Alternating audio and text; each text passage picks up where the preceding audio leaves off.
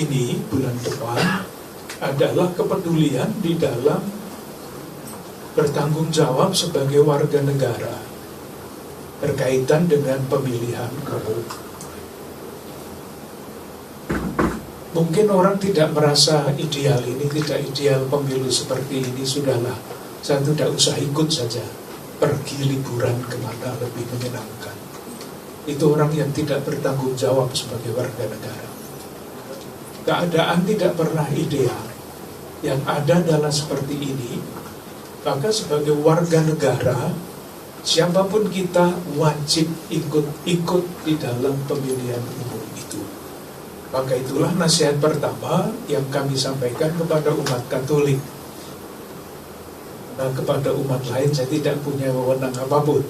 Tapi kepada umat Katolik saya mengatakan, silahkan datang untuk ikut memilih calon-calon pemimpin kita dengan suara hati masing-masing. Tidak ada paksaan. Kalau saya mengatakan pilih ini, nanti saya di kartu merah oleh Paus. Tidak boleh. Tetapi saya mengatakan, silahkan memilih dengan cerdas, menurut hati nurani.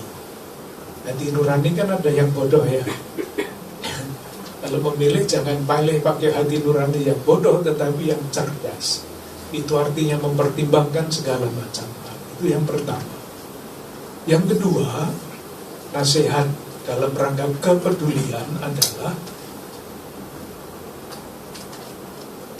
seperti apapun atau siapapun nanti yang akan terpilih dan sudah diumumkan oleh lembaga yang berwenang, kita mesti menerima. Tidak bisa lain-lain selain menerima, karena sudah diumumkan oleh lembaga resmi yang berwenang. Kalau tidak berwenang ya kita bisa tidak mengikuti, tapi berwenang. Dan selama ini kita mesti menjaga persatuan damai, karena ciri yang sangat istimewa dari bangsa kita adalah persatuan. Kalau kita ingat sejarah ya Mas, Mbak, berapa tahun kita dijajah oleh Belanda? 350 tahun. Politik Belanda adalah memecah belah dan berhasil selama 350 tahun menjajah Indonesia. 350 tahun. Baru tahun 1928 itu ada Sumpah Pemuda, satu nusa, satu bangsa, satu bahasa. 17 tahun sejak Sumpah Pemuda, proklamasi kemerdekaan Negara Kesatuan Republik Indonesia. Lihat betapa kuatnya, kuasanya yang namanya kesatuan itu. Ini yang harus kita jaga.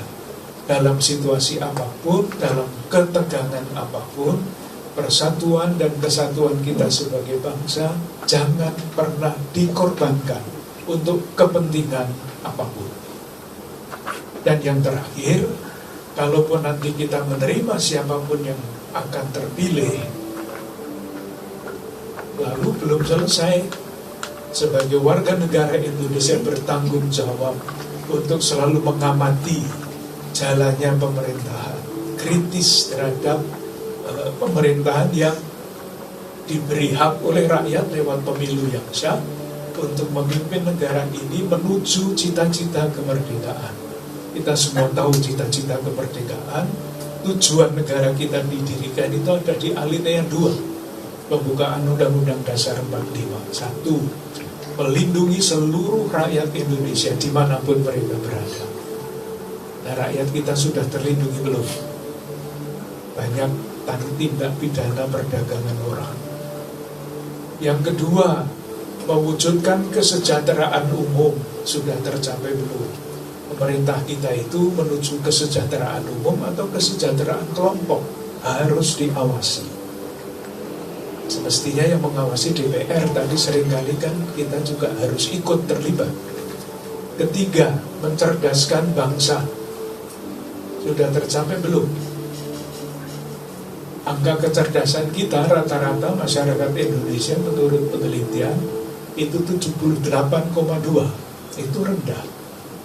Rata-rata mestinya 82. selisihnya masih lumayan.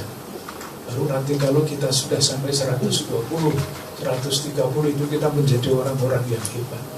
Sudah cukup apa belum?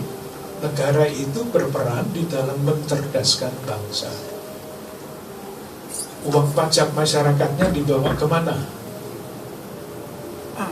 Itulah yang kita baca setiap hari. Menteri ini ditangkap, anggota DPR ini ditangkap, apalagi satunya hakim ini ditangkap.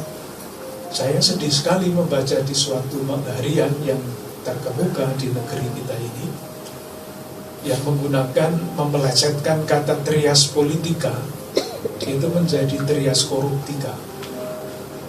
Mengerikan sekali, lelucon, tetapi lelucon yang menusuk hati. Itulah realitas kita. Maka pemerintah atau siapapun yang terpilih, warga negara wajib ikut mengawasi pemerintah itu supaya sejalan dengan cita-cita negara.